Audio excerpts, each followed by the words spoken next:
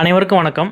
சில ஜாதகங்களை பார்த்தோன்னே அப்படியே கண்ணில் ஒத்திக்கிற மாதிரி இருக்கும். வேத ஜோதிடத்தில் கூறப்பட்ட மாதிரி கிரக நிலையில் அமைஞ்ச ஒரு யோகமான ஜாதகங்கள்லாம் பார்க்கும்போது ரொம்ப ஆர்வமாக பலன் சொல்கிறதுக்கு ரொம்ப இன்ட்ரெஸ்டான ஜோதிட அமைப்புகளில் ஜோதிடர்களுக்கே நல்ல ஆர்வம் இருக்கிற மாதிரி ஜாதகங்கள் சிலதை நம்ம பார்க்க முடியும். அது பலன் சொல்கிறதுக்கு நல்ல ஆர்வமாக இருக்கும். ஒரு மகிழ்ச்சியான நிலையில் நம்ம பலன் சொல்கிற மாதிரி இருக்கும். அதுக்கு தகுந்த மாதிரி அவங்களும் ரொம்ப நல்லா ஒரு நிம்மதியான அமைப்புகள் அவங்க அந்த பலனை கேட்க முடியும். அந்தமாரி சில ஜாதகங்கள் நமக்கு வரும்போது நமக்கே கொஞ்சம் இன்ட்ரெஸ்ட்டாக இருக்கும். அந்த வகையில் ஒரு ஜாதகத்தை பார்க்கலாம்.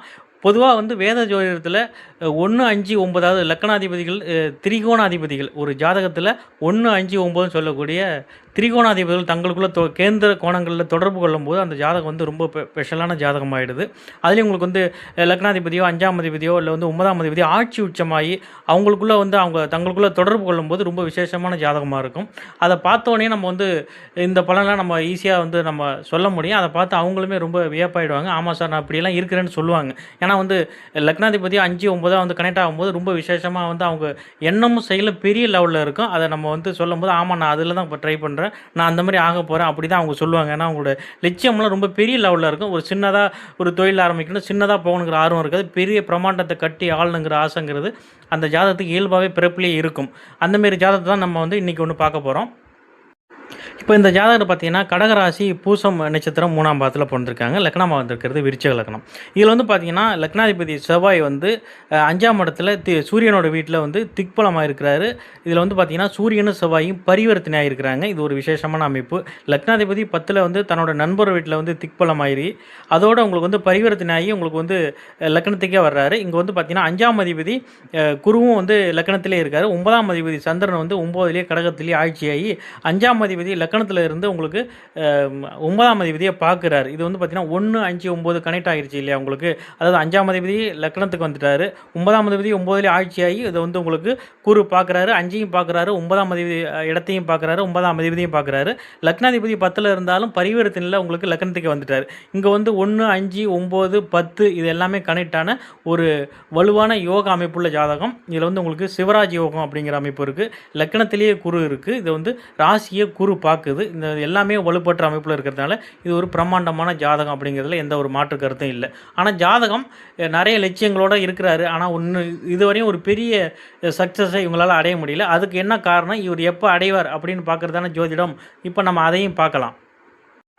இப்போது இந்த ஜாதகத்தில் நிறைய யோக பாக்கியங்கள் இருந்தாலும் சம்மந்தப்பட்ட திசா புத்திகளும் கோச்சாரங்களையும் உங்களுக்கு இதுவரையும் சாதகமாக இல்லாததுனால இவங்களுக்கு பெரிய லெவலில் சக்ஸஸ் இவங்களால் ஆக முடியலை. 2 வருடத்துக்கு முன்னாடி நான் ஜாதகம் பார்க்கும்போது சொல்லியிருந்தேன், உங்களுக்கு தாமத திருமணமாகவும் அடுத்த வருஷத்தில் உங்களுக்கு திருமணமாகி அதுக்கு அடுத்த வருஷம் நீங்கள் குழந்தைக்கு கன்ஃபார்மர் அமைப்புலாம் இருக்கும் அப்படின்னு சொல்லி தான் நான் பலன் சொன்னேன். திருமணத்துக்கு அப்புறம் தான் நீங்கள் வாழ்க்கையில் செட்டில் ஆவீங்க. முதல்ல திருமணம் தான் ஆகும், வேலையெல்லாம் அப்புறம் தான் கிடைக்குன்னு நான் 2 வருடத்துக்கு முன்னாடியே இந்த ஜாதகத்துக்கு பலன் சொல்லியிருந்தேன். இவங்களுக்கு பார்த்தீங்கன்னா சந்திரனுக்கு 7ஆம் இடத்துல சனி ஆட்சியாக இருக்கிறார். இவங்க 2 பேரும் நேருக்கு நேர் பார்த்துக்கிறது ஒரு புணர்ப்பு தோஷங்கிறது இங்கே வேலை செய்யும். புணர்ப்பு தோஷம் இருந்தாலே தாமத திருமணமாயும் முன்னாடியே திருமணமான திருமண வாழ்க்கையில் கொஞ்சம் இடையூறுகளை சந்தித்து தான் செட்டில் ஆவாங்க. அதுக்கப்புறம் தான் புணர்ப்பு யோகமாக அது செயல்பட ஆரம்பிக்கும். இவங்களுக்கு பார்த்தீங்கன்னா போன வருஷம் தான் திருமணமாகி இப்போ இவங்க கன்சீவாக இருக்கிறாங்க. நான் சொன்ன மாதிரியே ஒரு வருஷத்துக்கு அப்புறம் தான் திருமணமாகி ரொம்ப தாமத திருமணமாகி தான் இவங்களுக்கு இப்போ தான் இவங்க குழந்தைக்காக கன்சீவான அமைப்புங்கிறது இருக்கிறாங்க இவங்க. ஆனால் இவங்களுக்கு இந்த படித்து முடிச்சுட்டு வெளில வர அந்த பருவ காலத்தில் பார்த்தீங்கன்னா 2019 உங்களுக்கு 6ல் இருக்க கேது மகா திசை ஆரம்பிச்சுட்டு 6ஆம் இடத்துல கேது தனிச்சு இருந்து திசை நடத்துதுன்னா கடுமையான மன அழுத்தத்தை கொடுக்கும். வேலை தொழிலில் நிறைய இடமாற்றம், வேலை கிடைக்காம சிரமப்படுற அமைப்புகள், இது மாதிரி ஒரு டிப்ரெஷனான அமைப்புங்கிறத கொடுக்கும். அதை சுபகிரகம் பார்த்தா கொஞ்சம் குறையுமே வச்சு 6ஆம் இடத்துல கேது வேலைக்கு அவ்வளோது நல்லதில்லை. 6ஆம் இடத்துலையோ 10ஆம் இடத்துலையோ தனிச்சு கேது இருந்து அது திசை நடத்தும் போது வேலையில் ரொம்ப மன அழுத்தத்தையும் வேலையை விட்டுட்டு வேறு வேலை மாறுறது இந்த மாதிரி இடையூறுகளை நிறையா கொடுத்துரும்.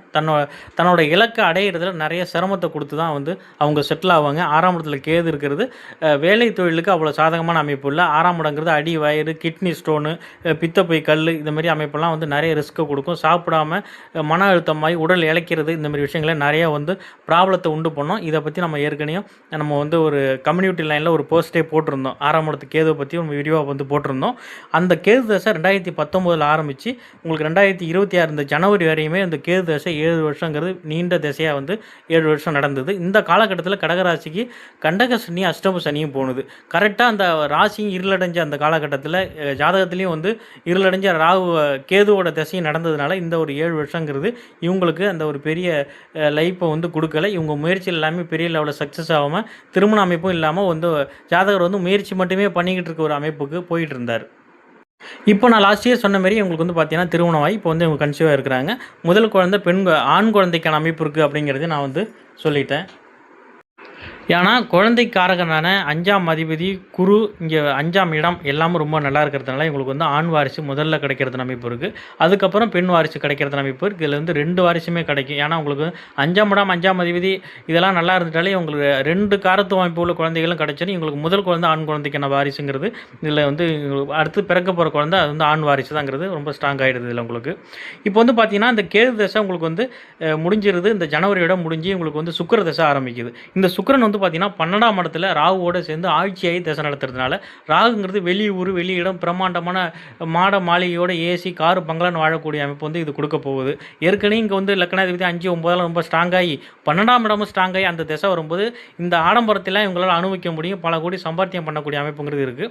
இதில் அரசு வேலைக்கான அமைப்பு ரொம்ப ஸ்ட்ராங்காக இருக்குது. ஏன்னா லக்னாதிபதி சிம்மத்தில் வந்து சிம்மம் வந்து ஸ்ட்ராங்காகி செவ்வாய் வந்து அங்கே திக்பலமாகி சூரியன் செவ்வாய் வேறு பரிவர்த்தனை சிவராஜ் யோகத்தில் வேறு இருக்கிறதுனால இவங்க அரசு வேலையில் அதுவும் ரொம்ப அதிகாரமிக்க பதவியில் போய் உட்காருவாங்க. இவங்க வந்து ஒரு மாவட்டத்தையோ ஒரு வட்டத்தையோ கண்ட்ரோல் பண்ணுற அமைப்பில் போய் உட்காந்து இவங்களுக்கு கீழே 50 பேர் வேலை பார்க்கக்கூடிய உயிர் பொறுப்புக்கு போகிற அமைப்புங்கிறது இந்த ஜாதகத்தில் வலுவாகவே இருக்குது. இவர் தான் வந்து பார்த்தீங்கன்னா கடந்த 5 வருஷமாவது தொடர்ந்து ட்ரை பண்ணுறேன் சார், இதுவரையும் ஒன்றும் அமையலை, ரொம்ப பாடலில் போய் மிஸ் ஆகுது சார் அப்படின்னு தான் சொல்லியிருந்தார். இனிமேல்லாம் ஒரு வேலை கிடைக்கும். அதுவும் வெளியூர் வெளியிடங்களில் அவர் சொந்த மாவட்டத்தில் இருக்க மாட்டார். வெளியூர் வெளி மாநிலம்லாம் போய் வேலை பார்க்குற அமைப்புங்கிறது இந்த ஜாதகத்தில் அமைஞ்சிடும். இவங்களுக்கு வந்து பார்த்தீங்கன்னா இப்போ தான் சுக்கிர தசை ஆரம்பிக்குது. இதில் சுக்கிர புத்தி 2029க்கு முடிஞ்சு அதுக்கப்புறம் சூரிய புத்தி கிடைக்கும்போது 2029 ஒரு அரசு வேலையில் போய் உட்காருவார். அதுவும் ரொம்ப ஸ்ட்ராங்கான ஒரு பவர்ஃபுல்லான ஜாப்பில் போய் வந்து உட்காந்து இவங்களுக்கு நிறைய பேர் ஒர்க் பண்ணுற மாதிரி ஒரு ஒர்க்கில் போய் உட்காருவார். யோகமான அமைப்பில் பெரிய வசதி வாய்ப்பு பொருளாதாரம் ஆடம்பரமான வாழ்க்கையை வந்து இந்த ஜாதகர் அனுபவிப்பார். இந்த சுக்கிரதசை வெளியூர் வெளியிடங்களில் அந்நிய மத மொழி பேசுகிற மாநில மாவட்டத்தில் போய் ஒர்க் பண்ணுவார். அந்த இடத்துல தான் பெரிய லெவலில் சம்பாதிப்பார். உள்ளூரில் உங்களுக்கு பெருசாக யாருன்னு தெரியாது. அந்த மாதிரி அமைப்பில் தான் இந்த சுக்கிரதசை போகும். இந்த சுக்கிரனும் சுகபோகத்தை அனுபவிக்கிற அமைப்பில் இருக்கிறதுனால இவங்களுக்கு இனிமேல் தான் இந்த ஜாதகம் வேலை செய்ய போகுது. கண்டக சனி அஷ்டம சனியிலே 5 வருஷம் போயிடுச்சு.